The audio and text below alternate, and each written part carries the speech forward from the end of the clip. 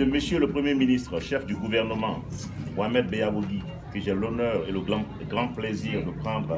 J'ai l'honneur et grand plaisir de prendre la parole ce matin, en ma qualité du ministre de la Culture, du Tourisme et de l'Artisanat, pour vous livrer le message de mon département et celui du gouvernement à l'occasion de cette cérémonie de lancement des Journées culturelles du Fouta.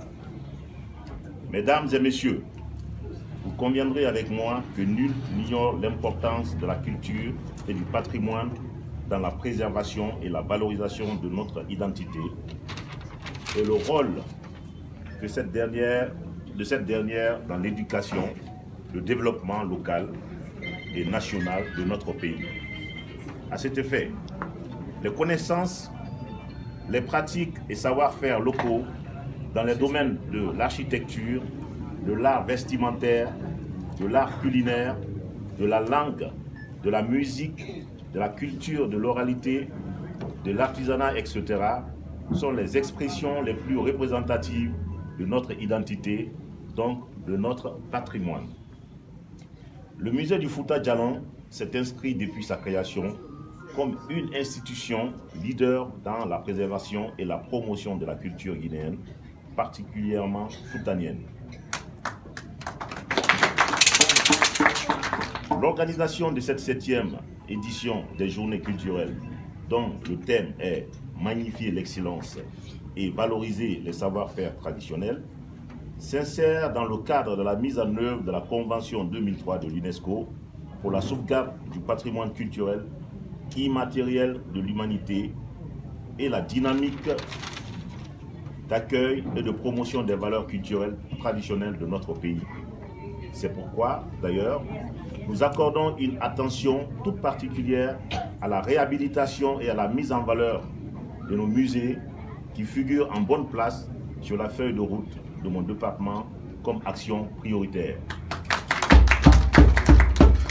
Je ne saurais terminer cette allocution sans saisir ce moment solennel pour adresser mes vifs remerciements et mes chaleureuses félicitations à Madame la Directrice Générale et au comité scientifique du Musée du Fouta et à tous les partenaires dont les précieuses contributions ont permis la réalisation de ce grand événement culturel.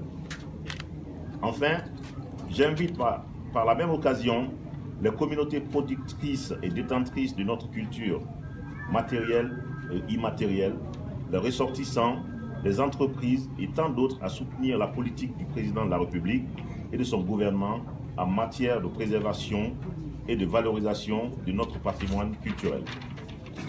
Je vous demande tous à accompagner le musée du Fouta de façon efficiente dans la perspective du changement pour un développement durable, culturel, touristique et artisanal de la région du Fouta Djallon. J'ajouterai aussi que la culture étant au centre de notre humanité, je m'engage solennellement à prendre toutes les mesures nécessaires pour que la culture soit le sanctuaire, le musée soit au sanctuaire de la culture, de manière générale. C'est-à-dire qu'aujourd'hui, on a tendance à comprendre le fonctionnement des jeunes.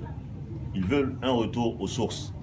Le seul problème, c'est qu'ils ne savent pas où aller prendre leur identité. Nous sommes souvent en déphasage avec le comportement de nos enfants, leur volonté d'aller de l'avant et ce que nous-mêmes nous retenons pour nous-mêmes, sans vouloir le communiquer. Donc il est de notre devoir, en tant que père de famille, en tant que papa et maman, de transmettre notre savoir ancestral. Je dirais même en dehors du musée. Ça pourrait être au sein de nos foyers. Il est tout à fait normal que nous fassions comprendre à nos enfants que s'ils ne suivent pas notre culture, bien sûr, s'ils ne prennent pas ce qui est positif dans notre culture, ils ne sauront jamais où aller. Parce que ceux qui vont trouver devant, ils ont déjà leur culture. Quand vous allez en Europe, vous trouvez les Européens très modernes, mais qui font référence à leur culture.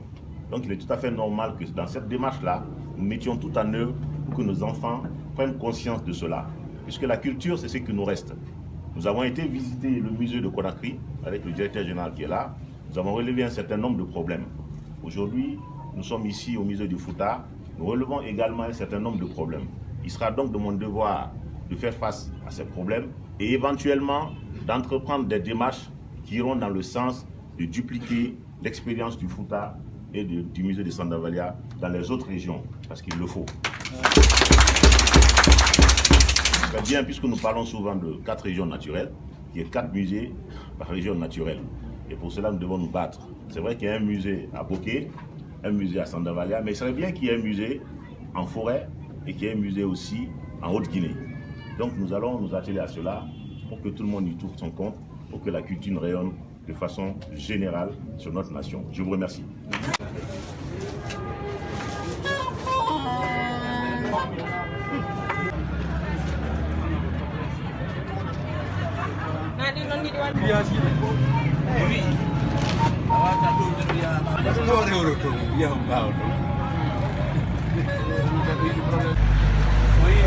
Tadi